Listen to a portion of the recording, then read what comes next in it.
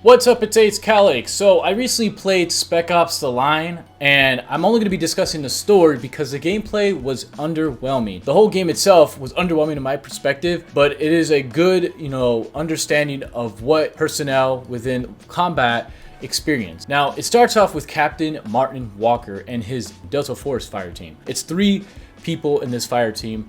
They're assigned to go to Dubai. Dubai is ravaged. You can see it's been war-torn, full of sandstorms, and you're trying to find survivors of the 33rd Battalion.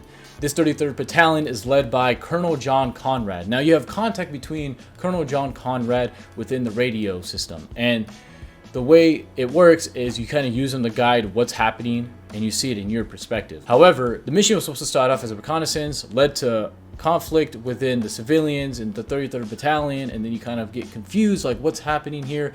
I have to make horrific decisions, choosing the lesser 2 evils by committing these atrocities. And by the time he accomplishes his mission by going to Colonel Conrad in a tower that he took a hold of with the 33rd Battalion, he realizes that Colonel Conrad is dead, and the decisions he was making is within his head.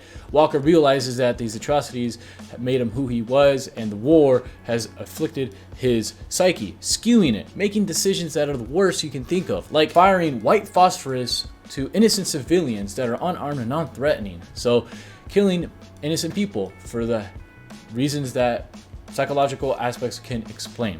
Now, what's the meaning behind this? The term I can think of when it comes to military shooters is hero fantasy, an idea where the player not only is just a savior, but can also cause the pain and suffering.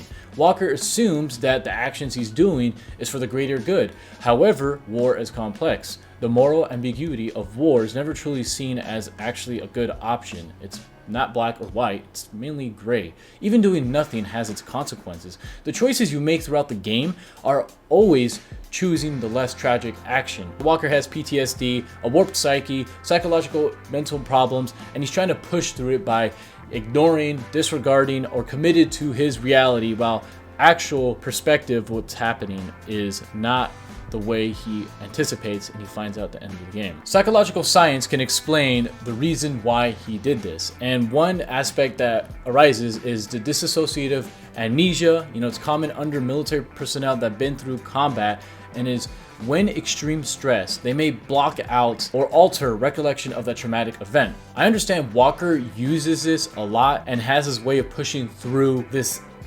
experience, journey, whatever you want to call it, by disregarding the tragic actions he has committed.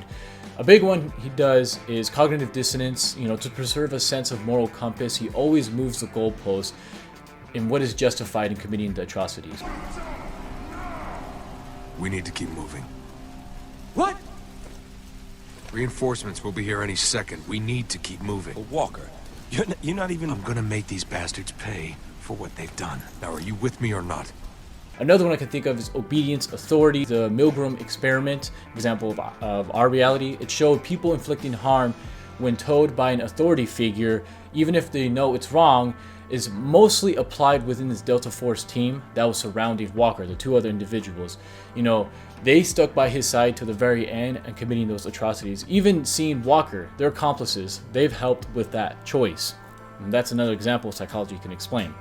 Now, I may sound like a Debbie Downer, but throughout the game, it was a very, underwhelming, because its approach was not too realistic. I understand it's a video game, but there are other aspects that could have made it more consistent. One thing I can mention about that is the obvious actions of the cruelty. The civilians that he killed were not armed or threatening. Situations that have occurred in our reality have never been in that magnitude. It is far-fetched, and it seems to be unconvincing to me that he doesn't understand that what he's doing is actually wrong. And it is obvious, because since it has exaggerated actions and atrocities, it just doesn't really convince me, and it seems a little too extreme.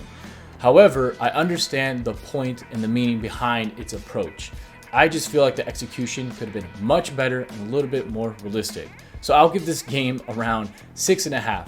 That sounds decent. I think that's like average, or 5 is average, so it's a little above average for a video game. I wouldn't suggest it. I'm not hating on it, but the plot is a really good way to introduce the issues and the consequences of war.